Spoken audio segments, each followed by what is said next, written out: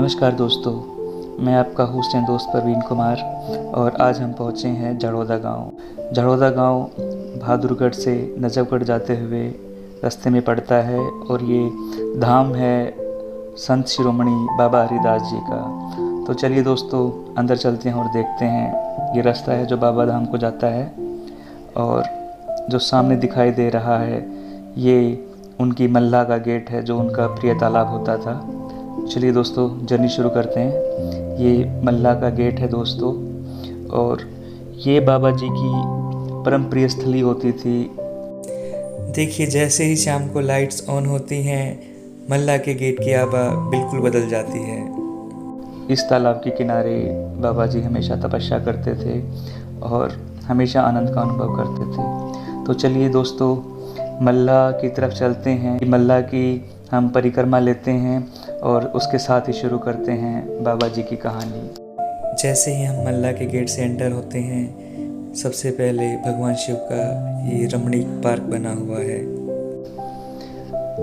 दोस्तों, 1375 से 1700 ईस्वी तक हमारे देश में जो युग रहा है उसे भक्ति युग या भक्ति काल के नाम से जाना जाता है, जिसमें बहुत सारे संत महात्माओं ने जन्म लिया और देश में भक्ति की लौ अलग फिर से जगाई।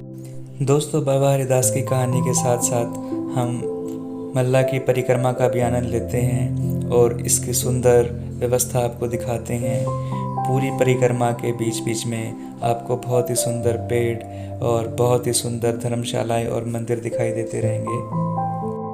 दोस्तों, ये कुआं बड़ा पुराना बताते हैं, अब तो इसे कवर कर दिया गया है और मल्ला में इसी कुएं का जल भरा जाता है। आपने देखा मोटर वगैरह लगी हुई हैं। चलिए आगे चलते हैं और कहानी को भी आगे बढ़ाते हैं। तो दोस्तों, बाबा हरिदास जी का जन्म गांव जड़ौदा में सन 1594 में हुआ और ये दिन चैत्र पक्ष की छठ का दिन माना जाता है और इसीलिए हर महीने जो शुक्ल पक्ष की या चांद्र मास की छठ होती है, यहाँ पे मेला लगता है। और जो दो प्रमुख मेले साल में यहाँ पर लगते हैं वो नवरात्रों की छठ में लगते हैं। ये पवित्र स्थल बाबा हरिदास का धूना है।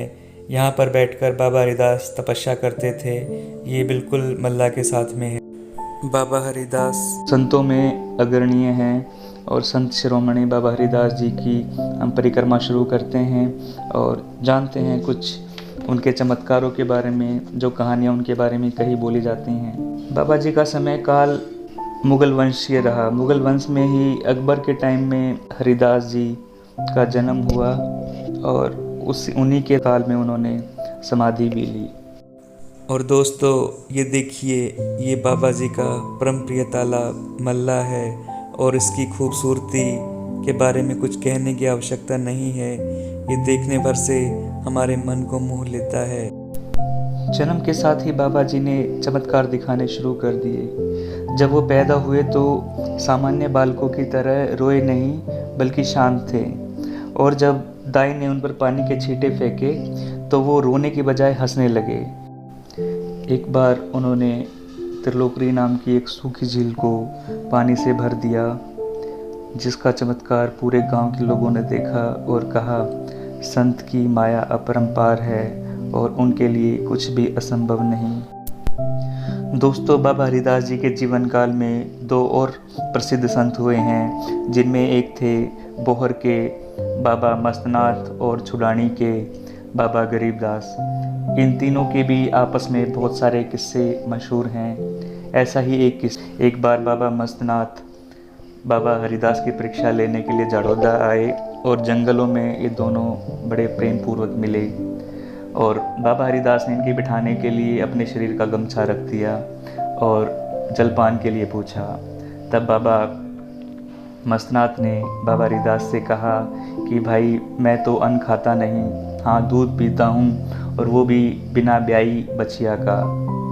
ये सुनकर बाबा हरिदास जी मुस्कुराए और उन्होंने कमंडल उठाया और एक बछिया के सामने खड़े होकर बोले, हे गौ माता, आज मेरी लाज रख लो। गाय की पीठ थपथपाकर जैसे ही बाबा जी बैठे, भगवान की अपरंपार कृपा हुई और गाय के थनों से दूध निकलने लगा। यहाँ धर्मशाला में कुछ लोग बाबा हरिदास का भजन कर रहे हैं। चलिए दोस्तों सुनते हैं।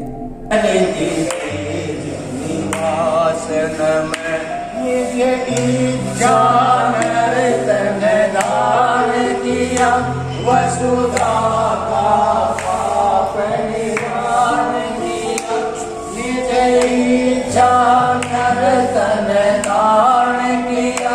वसुधा का पाप निवारण किया, प्रभु नाम का नित्य उच्चारण किया। लिए काट जन्म यम आसन में, संत सरोमणि ज्ञान निधि, हे परम भक्त हरिदास नमः।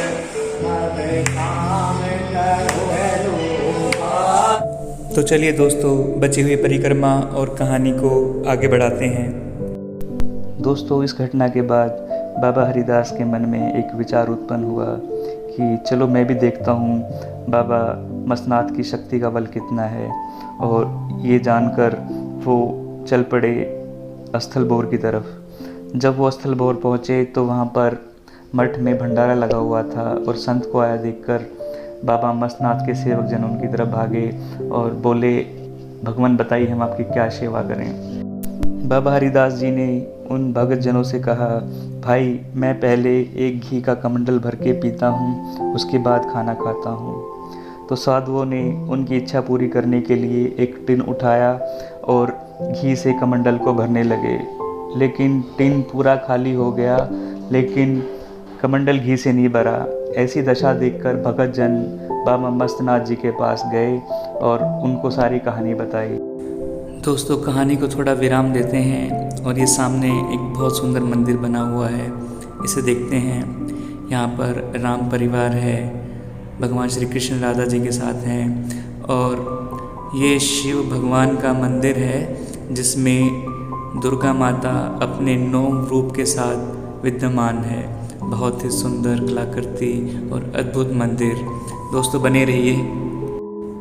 पूरी परिक्रमा ही बहुत अद्भुत और मन को लुभावने वाली है।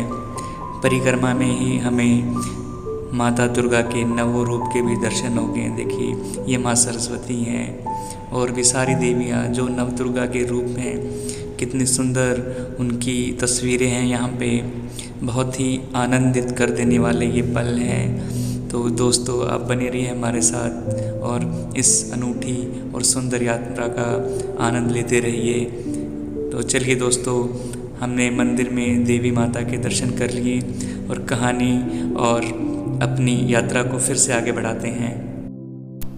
बाबा मस्तनाथ समझ गए कि ये इंसान कोई साधारण इंसान नहीं, ये बाबा हरिदास हैं। तो उन्होंने अपने सेवकों से कहा कि तुम लोग जाओ, ये तुम्हारे काबू से बाहर की बात है, उनकी इच्छा मैं पूर्ति करता हूँ। और बाबा मस्तनाथ अपना कमंडल लेकर चल पड़े और वहाँ जाकर उन्होंने बाबा हरिदास जी का सत्कार किया और कहा, लीजिए मैं आपकी इच्छा पूरी करता हूँ। और यह कहकर बाबा मस्तनाथ ने अपने कमंडल से घी उनके कमंडल में डालना शुरू किया। ये प्रक्रिया बहुत टाइम तक चलती रही दोस्तों, ना घी की धार टूटी ना कमंडल भरा। जब काफ़ी देर तक ये प्रक्रिया चलती रही तो दोनों संतों ने खेल बराबरी का जानकर इसको समाप्त कर दिया। इसी तरह बाबा हरिदास जी घूमते घामते छुड़ानी गांव पहुँचे, जो संत गरीबदास जी का गांव था। उस समय गरीबदास जी भगवान भजन पर बैठे थे और उनके मन में बछड़ा बद्या कराने का विचार भी उत्पन्न हो रहा था। भजन से उठने के पश्चात गरीबदास जी ने संत हरिदास जी का आदर सत्कार किया। दोनों संतों ने आपसी कुशल पूछा और बातों बातों में संत हरिदास जी ने गरीबदास जी से पूछा, क्यों संत जी, भगवान का भजन करते करते बछड़े बद्या कराने का कार्य भी आप साथ साथ ही कर रहे थे? भला 2 कार्य एक साथ कैसे हो सकते हैं? गरीबदास जी ने उत्तर दिया, ऐसी कोई बात नहीं, वैसे ही ख्याल हो गया होगा आपको। परंतु दोनों संतों में आपस में ठन गई और शर्त रखी, दोनों छुड़ानी कुएं में अपना अपना कमंडल डालते हैं, जिसका कमंडल खरमान गांव के कुएं से निकलेगा उसी की बात सही मानी जाए। दोनों संतों ने अपने अपने कमंडल छुड़ाने के कुएं में डाल दिए। दोनों देखने में ज्ञात हुआ कि संत गरीबदास जी का कमंडल तो वही उस कुएं में तैरता रह गया, परंतु संत हरिदास जी का कमंडल खरमान गांव के कुएं में तैरता हुआ मिला। इस विषय में संत हरिदास जी की बात सच्ची मानी गई।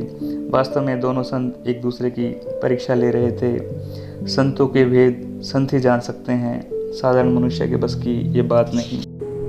तो दोस्तों, ये मल्ला की परिक्रमा पूरी हो चुकी है। अब हम चलते हैं मंड की तरफ यहाँ से, और अब हम मंड पे हैं और ये वो स्थान है जहाँ पर बाबा हरिदास ने अपने 3 मित्रों के साथ समाधि ली थी। चलिए दोस्तों, आगे बढ़ते हैं कहानी के साथ।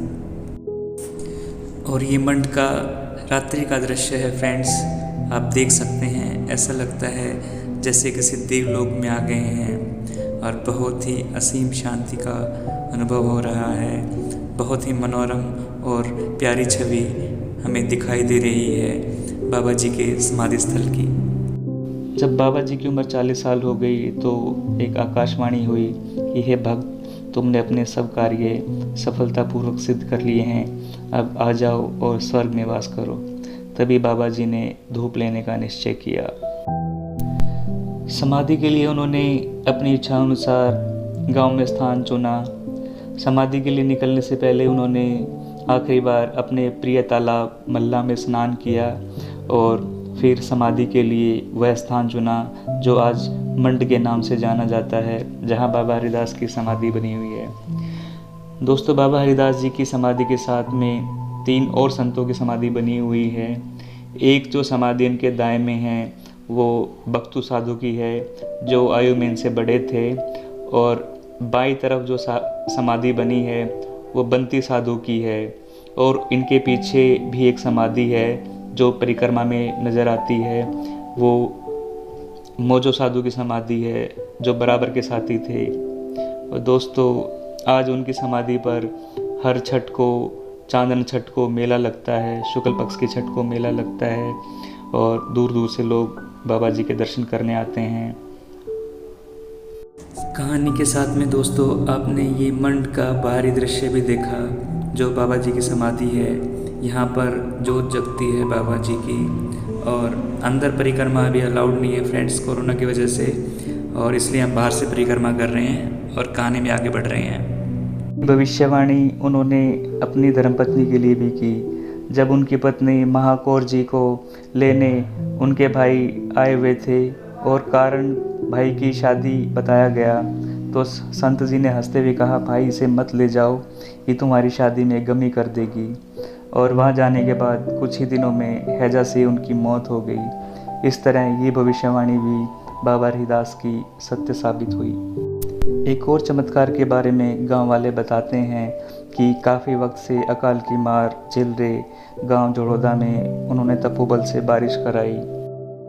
इसी के साथ बाबा हरिदास की समाधि स्थल की परिक्रमा संपन्न होती है और हम कहानी को भी यहीं संपन्न करते हैं। आशा करते हैं आपको वीडियो अच्छा लगा होगा फ्रेंड्स, और एक बार आइए मिलकर सब बोलते हैं, बाबा हरिदास की जय।